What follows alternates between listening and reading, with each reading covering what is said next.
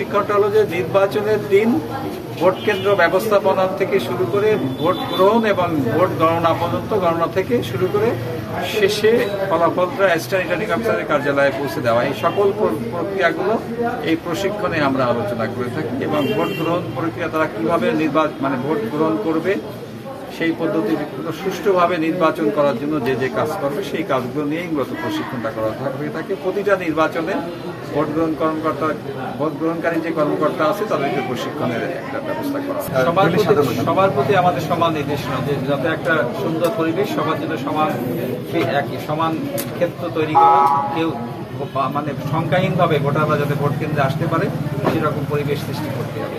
গত জাতীয় সংসদ নির্বাচনে আমরা যে আজীয় সংশোধন করেছিলাম সেখানে আছে যে ভোট কেন্দ্রে ফলাফল গণনার যে শিট, প্রত্যেক প্রার্থীর এজেন্টকে একটা কপি দেবে, রিটার্নিং অফিসারের স্বাক্ষরিত একটা কপি দেবে। সেই একই বিষয়টা আমাদের উপজেলা পরিষদ নির্বাচন পরিচালনা বিধিমালায় সংশোধন করেছি। সেখানে আছে যে ভোট গণনার পরে যে গণনার ফলাফল যে শিট থাকবে, রিটার্নিং অফিসার কেন্দ্রে একটা লোডকে দেবে, তাছাড়াও যতজন প্রার্থী থাকবে, প্রার্থীর যে এজেন্ট থাকবে তাদের একটা করে কপি দেবে, স্বাক্ষরিত কপি। আইনগতভাবে উনি প্রার্থীরা বাতিল হয়েছে, কমিশন বাতিল করেছে, কিন্তু প্রচার চালাইতে পারে না। এটা তো আমাদের যে রিটার্নিং অফিসার আছে, আমাদের স্থানীয় প্রশাসন আছে, তারা দেখবে। আইনে উনি প্রচার করার কোনো সুযোগ নাই।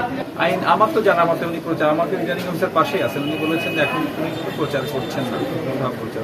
আমি অনুরোধ করবো আমাদের স্থানীয় যে রিটার্নিং অফিসার এবং যে প্রশাসন আছে তারা এই বিষয়টা দেখবেন। নির্বাচনে কোনো শঙ্কার বিষয়টা আছে কিনা? নির্বাচনে আমরা এখনো আশাবাদী, সুন্দর পরিবেশে আমাদের নির্বাচন হবে। আইন শৃঙ্খলা বাহিনী আছে, আমাদের প্রশাসন আছে, তাদের সকলের সহযোগিতা আমরা একটা সুন্দর নির্বাচন উপহার দিতে